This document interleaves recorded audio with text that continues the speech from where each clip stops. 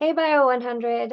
This is just a little video to orient you to our syllabus for this semester, fall 2023, in Canvas. I hope you've been able to get to Canvas, and if you haven't watched that quick Canvas tutorial video, go back and do that.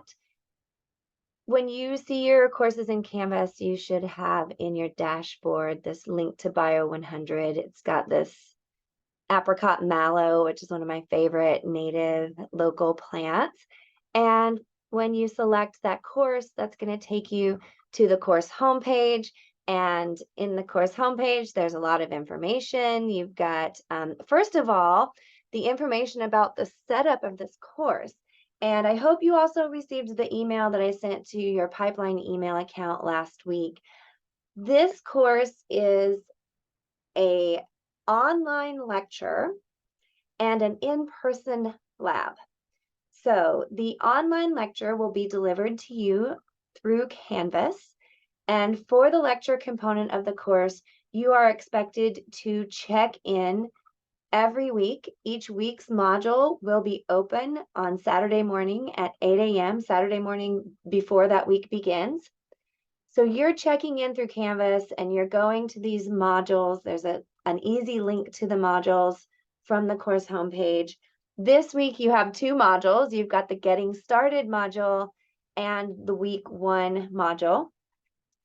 And next Saturday morning, September 2nd, the Week 2 module will open up.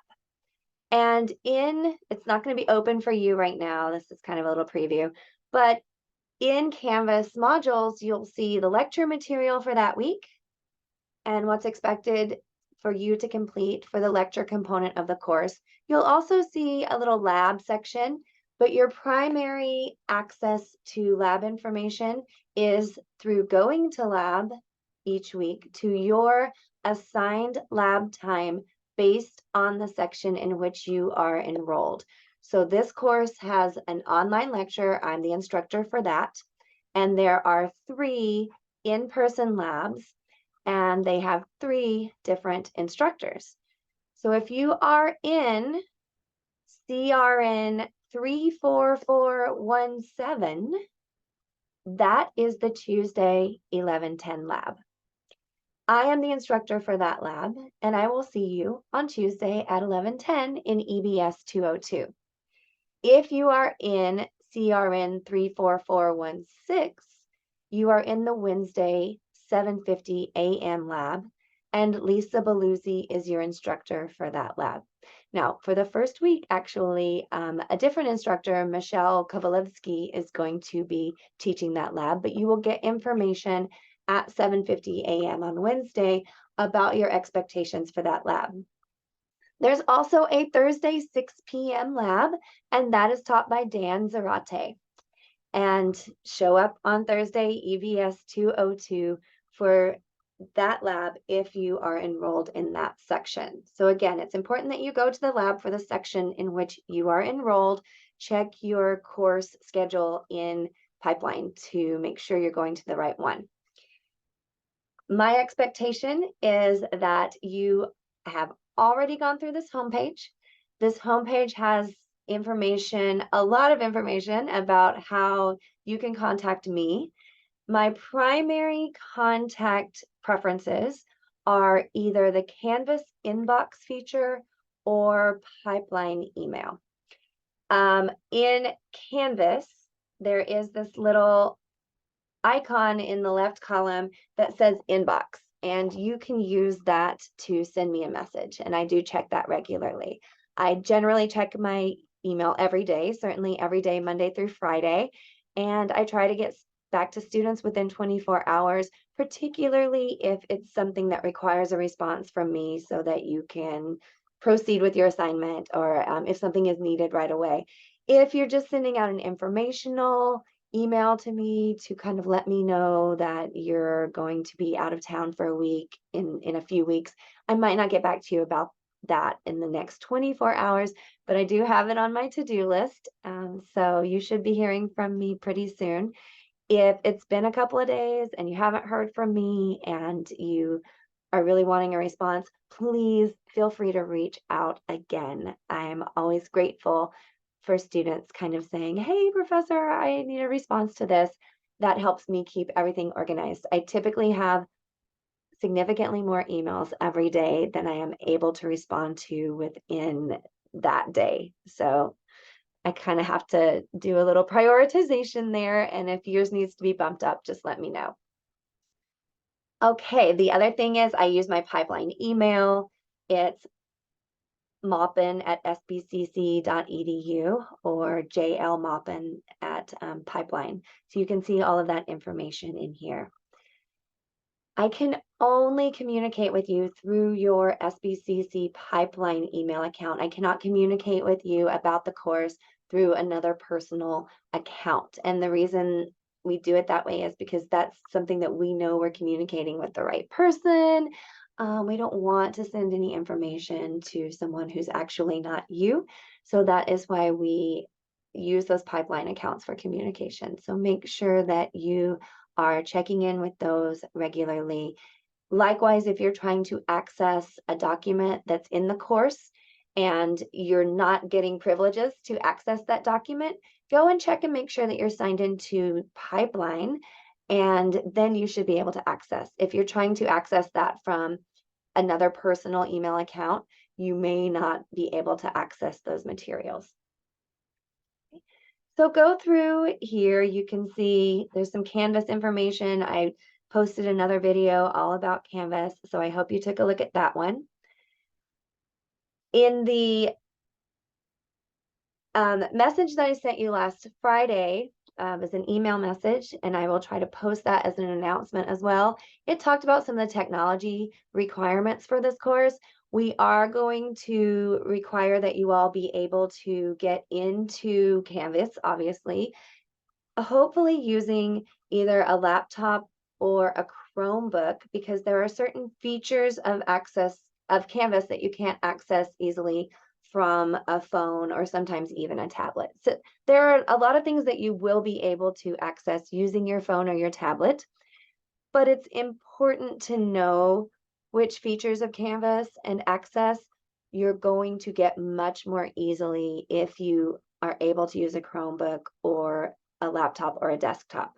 So I encourage you to follow these links to some of the Canvas guides and think about how you're accessing Canvas. And if you need a Chromebook, if you don't have something that has a camera and a microphone, which is something we are going to need for taking lab quizzes and exams in this course, then please reach out to the SBCC library. They have a Chromebook distribution and loan program, and you can put in a request to go to this SBCC library and pick up a Chromebook to check out for the semester. We also have some computers available in the biology building in room EBS 215. So you can come onto campus and use those computers there, and there are other computer labs located across campus. It's really cool. I love having all of the students that are enrolled in this course coming onto campus at least once a week for your lab. So I know that you've got access to the resources that we have available in person here. You'll see some links that you'll want to explore on this homepage. And I'm going to take us right now to the course syllabus just for a few highlights about this syllabus. Again, you will see here that you've got the CRNs that are on your official SBCC schedule and the labs that those correspond to. So make sure you are going to the correct lab, and you do need to show up for week 1 of lab this week.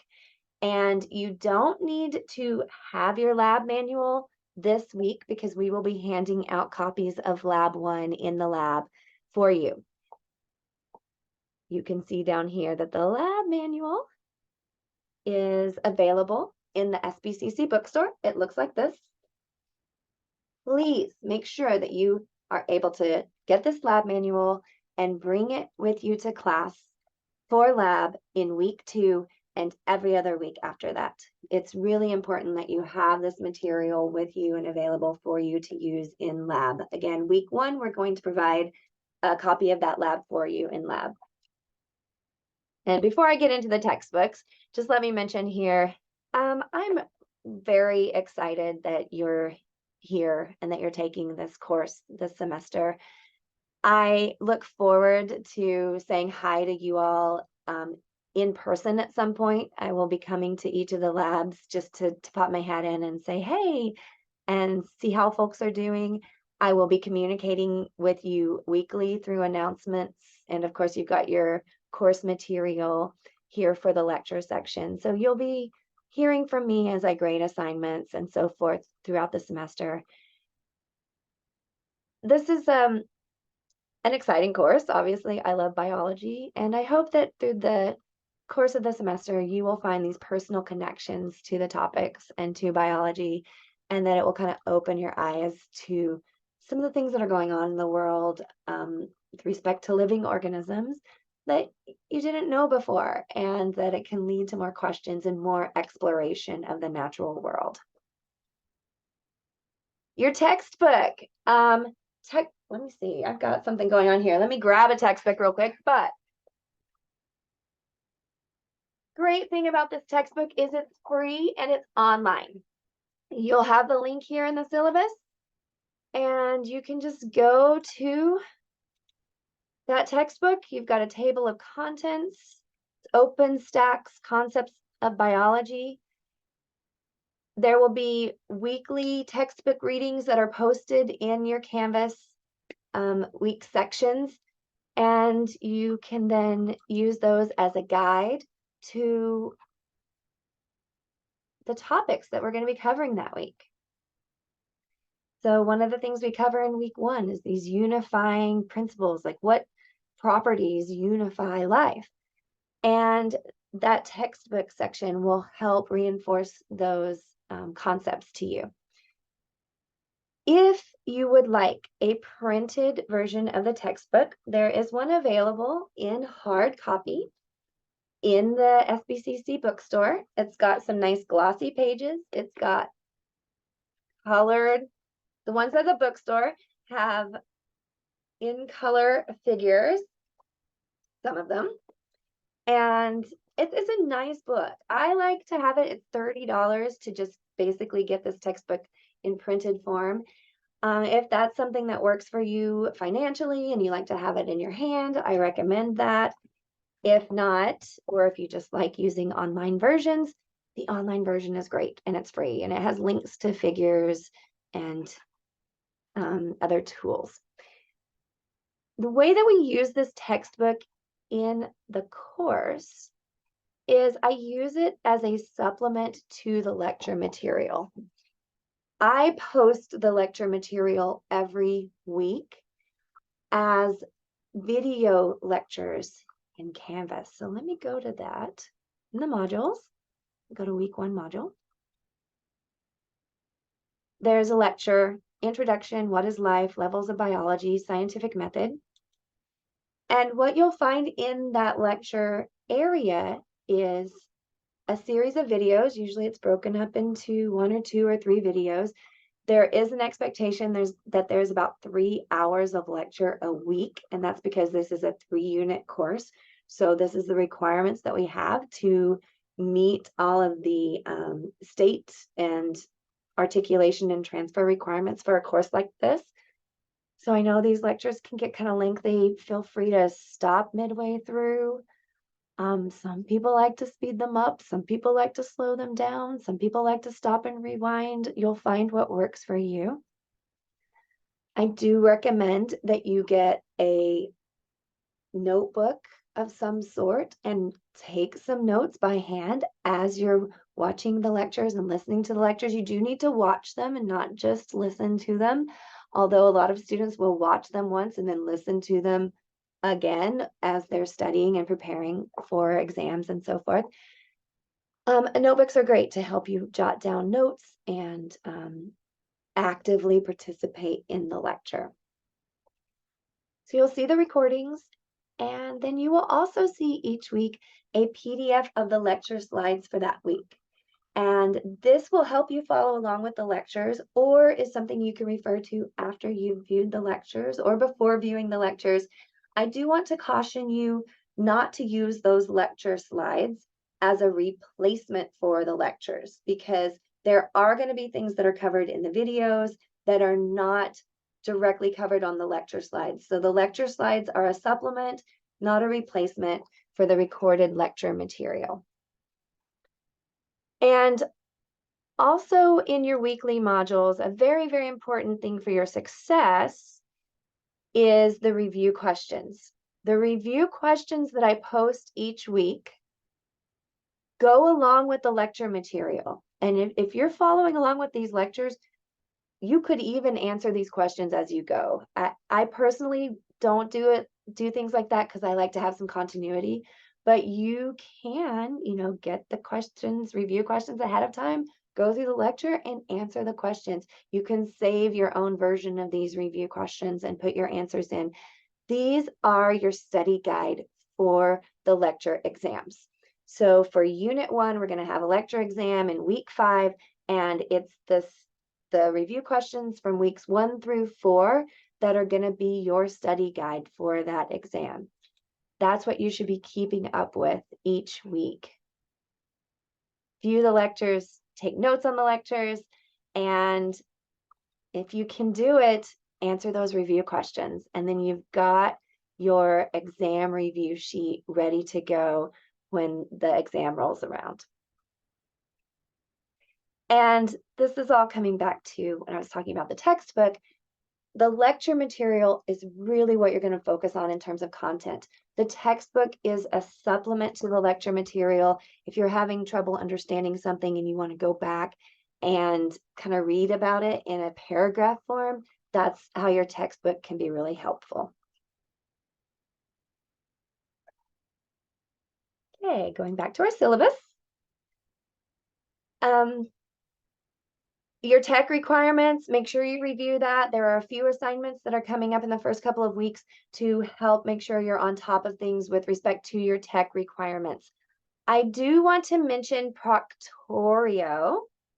Proctorio is a proctoring software there's an extension in Chrome that we use, and it is a way that I proctor exams and quizzes remotely.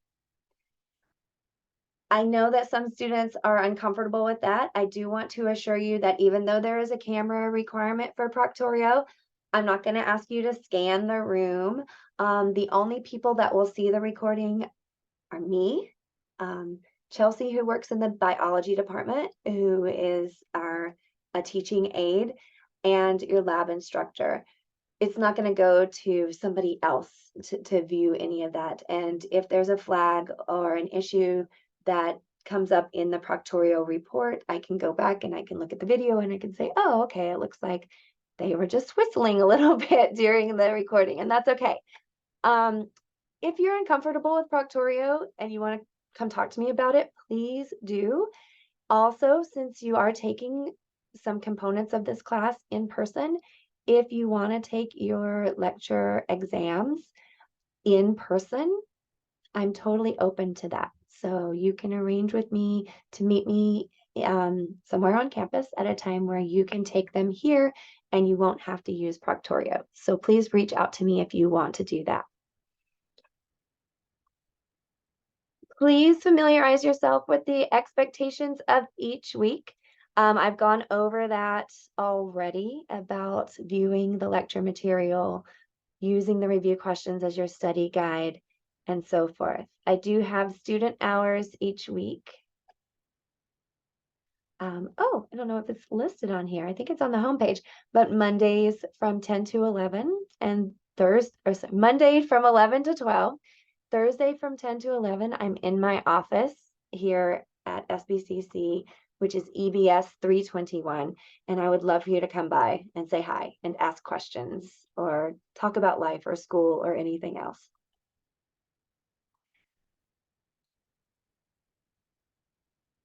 Here's an inclusiveness component to the syllabus. This is really important to me. I'm here to support you. You're learning. You're a student here because you belong here. You all belong here, regardless of anything about you, right? Your country of origin, your first language, how many languages you speak, your race, your socioeconomic status, your gender. We want everyone in these classes, and our diversity is what makes us stronger. That is a key principle of biology, is that diversity equals resilience and strength. So I'm so glad you're here. I want you to feel comfortable in this class. If there's anything that's going on in this class or even outside the class at SBCC that is making you feel uncomfortable or that you are not being welcomed, please reach out to me, and I would love to discuss that with you and do what I can. Likewise, if there are resources that you are seeking or wanting to seek on campus, we have really beautiful and diverse resources for students. You will see that in that Getting Started module. There's a whole link on student resources, and we've got it all. We've got tutoring, we've got personal counseling. The resource finder here, go through that, choose that link, and just spend some time exploring it and asking yourself, how can I use these resources that are free to me on campus to make my student experience better and easier? Because we really encourage you to take advantage of those.